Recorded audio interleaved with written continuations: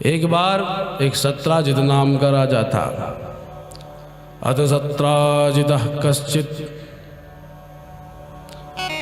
भक्तस्य परमः सखा प्रीतस्तस्मै मणिं प्रादात् सूर्यास्तुष्टोष्यमन्तकम्। भगवान सूर्य की इतनी उपासना करी कि एक दिन दिवाकर नवमंडल में प्रकट होकर बोले, मांग सत्राजित क्या चाहता है? तो उसने कहा, प्रभु हमें कुछ नहीं चाहिए, आपके दर्शन साक्षात हो गए, अब क्या लेना मुझे। भगवान नारायण सूर्य प्रसन्न होकर बोले, देखो हम आए हैं तो बिना दिए तो जाएंगे नहीं। देवता जब जब आते हैं कुछ पकड़ा के ही जाते हैं, ये नियम है। महाभारत में भी दुर्वासा ऋषि ने जब पुत्रोत्पत्ति का मंत्र दिया देवी कुंती को, तो कुमारी अवस्था में थी, मंत्र का प्रभाव जानना चाहा तो सूर्य को पुकारा, तो भगवान सूर्य अपने प्रबल प्रकाश के साथ प्रकट हो गए। हाँ देवी क्या चाहती हो? पुत्र चाहती हो? कुंती बोली, अभी तो विवाह ही नहीं हुआ, काहे का पुत्र? और बोले, तुमने मंत्र पढ़ा है, अब तो हम आए, बिना पुत्र दिए तो जाएंगे। तो देवताओं की ये विशेषता है कि जब जब आते हैं कुछ ना कुछ दे के ही जाते हैं, बिना दिए नहीं लौटते। सूर्य भगवान बोले, राजन तुमने मेरी बड़ी तपस्या करी है, तुम नहीं मांग रहे हैं पर मैं फिर भी दूंगा। तो एक स्यमंतक नाम की मणि सत्राजित को प्रदान करी। उस मणि में ये दिव्यता थी कि जहां वो मणि रहती थी वहां 8 भार सोना देती थी।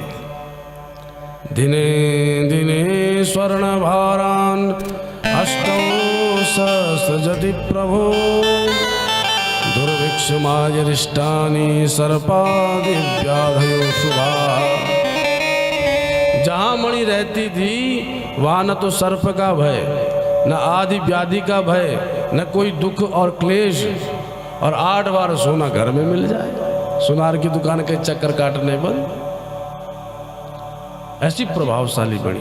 और नसंती माइनस्तत्र यत्रास्ते भ्यर्चितो मणि, जहाँ मणि की पूजा अर्चना होती थी वहाँ कोई उपद्रव नहीं होते थे, कोई माया भी अपनी माया प्रपंच से किसी को जकड़ नहीं पाते थे। नहीं मांगा कुछ तो सूर्य भगवान उसके मित्र भी बन गए और स्यमंतक मणि प्रदान करी। उसमें महाप्रकाश था। जब जब मणि लटका करके सत्राजित घूमता था तो महाप्रकाश प्रकट हो जाता था, लोगों को लगता था साक्षात सूर्य चल रहा है। इतना अपूर्व तेज उस स्यमंतक मणि का था। एक दिन गले में लटका के उसी मणि को सत्राजित द्वारका में पहुंचा द्वारका नाथ के दर्शन करने। पर जैसे ही द्वारका में आया, द्वारका वासियों ने समझा भगवान सूर्य ही घूम रहे हैं, भागे भागे चले गए, जय हो महाराज, जय हो महाराज। द्वारका नाथ बोले, क्या बात है द्वारका वासियों? बोले, हमने आज द्वारका की गलियों में सूर्य को घूमते देखा है। सूर्य? क्या काम धंधा छोड़ दिया उसने? सूर्य यहाँ क्या कर रहा है? पर इतने में सत्राजित दिखाई पड़ा। भगवान समझ गए, मेरे भोले भाले द्वारका वासी जिसे सूर्य समझ रहे हैं, ये तो सत्राजित राजा है। सत्राजित आए, द्वारका नाथ ने भी खूब स्वागत किया। आओ महाराज बैठो। और चर्चा करते करते द्वारका नाथ अचानक बोल पड़े, महाराज आपके गले में मणि बड़ी दिव्य लग रही है, अपने राम को मिल जाए तो आनंद आ जाए। अब जहां मणि की बात करी भगवान ने तो इसका क्रोध 7वें आसमान। ये कोई बात है कि आपको मणि अच्छी लगी, आपने मांग ली?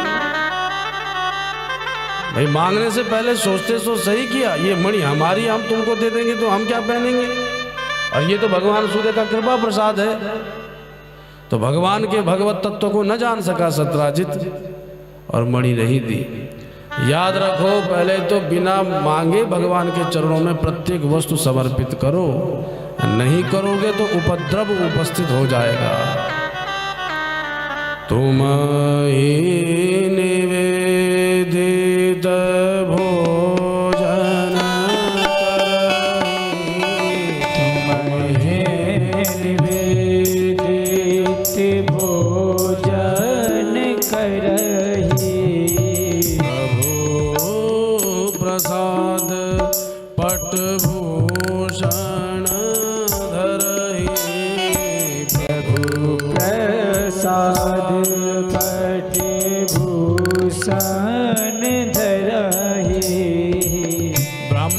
भोजन पवाते हो सबसे पहले ब्राह्मण भगवान को अर्पण करते हैं। ब्रह्मार्पणम ब्रह्म हवि ब्रह्माग्नो ब्रह्मणाहुतम ब्रह्मेव तेन गंतव्यम ब्रह्म कर्म समाधिना।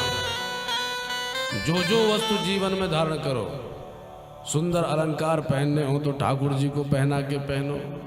अब ये नहीं कि मंदिर में जाके पहनाओगे, भाव से नेत्र बंद करके प्रभु की उस बांकी झांकी का स्मरण करके पहना दो भाव से, जय हो ठाकुर जी महाराज, और फिर पहन लो। वस्त्र पहनने हैं भाई, पैंट शर्ट जो पहनना पहन लो, धोती कुर्ता जो पहनना पहन लो, पगड़ी पहननी है, चैन पहननी, अंगूठियां पहननी है, सब भगवान को मन से पहना करके स्वयं पहन लो, तब कभी उसमें उपद्रव उपस्थित नहीं होगा। पर हम करते उल्टा है। इसलिए जिसने भी भगवान को अर्पित कोई वस्तु की है, कभी उसके जीवन में उपद्रव नहीं हुआ। सत्राजित से तो भगवान ने मांगा तब भी नहीं दिया। सत्राजित चला गया और घर में जाके विचार करने लगा, कृष्ण की नजर इस पे गड़ गई है, अब ले जाना खतरे से खाली नहीं है, जन्म जन्म का चोर है, न जाने कब उड़ा ले। तो देवालय में जाकर के दिव्य मणि को स्थापित कर दिया, अब बाहर नहीं ले जाऊंगा। याद रखो, हम नहीं चैन भी पहने और कोई कह दे महाराज चैन तो बड़ी जोरदार है, तो हमको भी लगता है इसकी नजर इस पे पड़ गई, न जाने कब उड़ाएगा।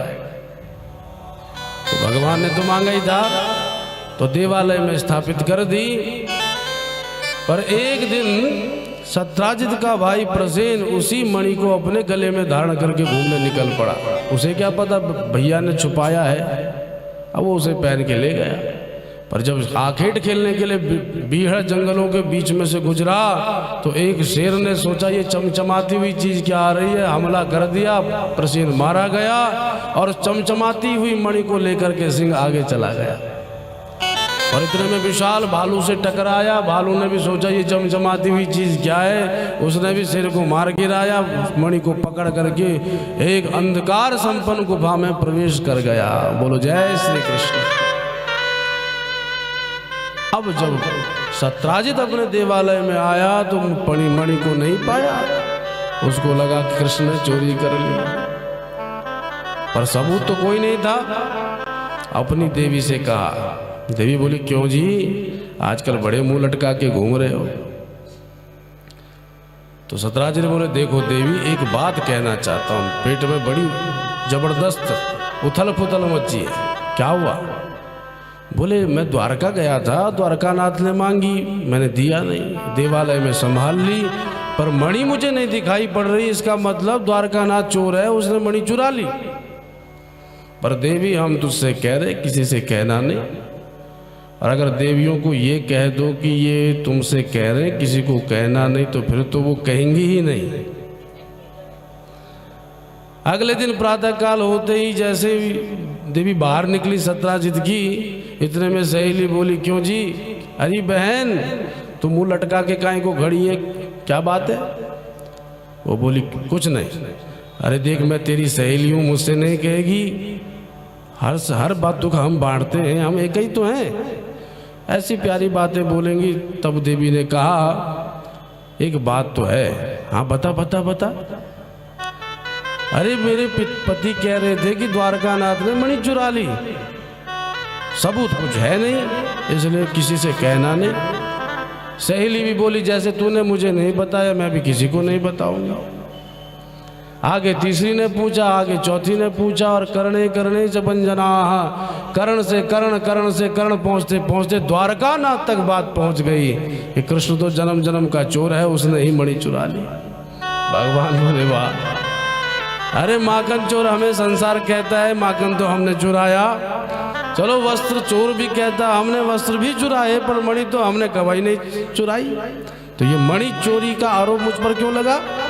भगवान अपने कुशल मंत्रियों को लेकर के चोरी का आरोप मिथ्या करने के लिए निकल पड़े। बड़े प्रबुद्ध उनके कर्मचारी हैं। जंगल से निकले तो प्रसेन मरा हुआ पाया, आगे सिंह के पग चिन्ह देख करके बढ़े तो सिंह भी मरा हुआ पाया, तो वहां से भालू के पग चिन्ह देखकर आगे बढ़े तो एक विशाल गुफा के मुख्य द्वार पर पग चिन्ह विलुप्त हो गए। भगवान समझ गए भालू अंदर ही घुसा बैठा है। बोले हम भीतर जा रहे हैं, द्वारका वासियों तुम भीतर मत आओ, अंदर संकट भी हो सकता है। तो महाराज कब तक रहे? बोले 12 दिन तक तुम मेरी प्रतीक्षा करना, अगर मैं लौट के ना आऊं तो समझ लेना कृष्ण नहीं रहे। पर सबको प्रबल विश्वास था भगवान 12 दिन क्या एक ही दिन में लौट आएंगे। भगवान भीतर चले गए, एक दिन क्या 12 दिन कब के बीत गए महाराज, 18 दिन है गए। सबको लगा अब कृष्ण नहीं रहे और वापस द्वारका में आकर के वसुदेव महाराज को सूचित किया। तब वसुदेव और देवकी ने मिलकर के देवी भागवत महापुराण का आयोजन किया, जिसका उल्लेख देवी भागवत में मिलता है। उधर क्या हुआ, भगवान जब भीतर चले गए तो बहुत बड़ी सुरंग थी, भीतर जब चलते चलते चले गए तो मणि दिखाई पड़ी, जिसके साथ एक दिव्य सुंदर कन्या खेल रही थी। भगवान ने मणि को उठाना चाहा तो भालू दौड़ता हुआ आया और भगवान पर झपट पड़ा और भालू और भगवान में भयंकर युद्ध छिड़ गया। 1-2 दिन नहीं सज्जनों, 28 दिन तक युद्ध हुआ, दिन और रात भयंकर मुष्टि का प्रहार। और जब 28वां दिन हुआ, भगवान ने भालू को ऐसा दबोचा और ऐसा मुष्टि प्रहार किए कि उसके अंग अंग ढीले है गए। अंत में विचार करने लगा भालू ये है कौन। और जब बहुत बुद्धि पर जोर मारा तो समझ गया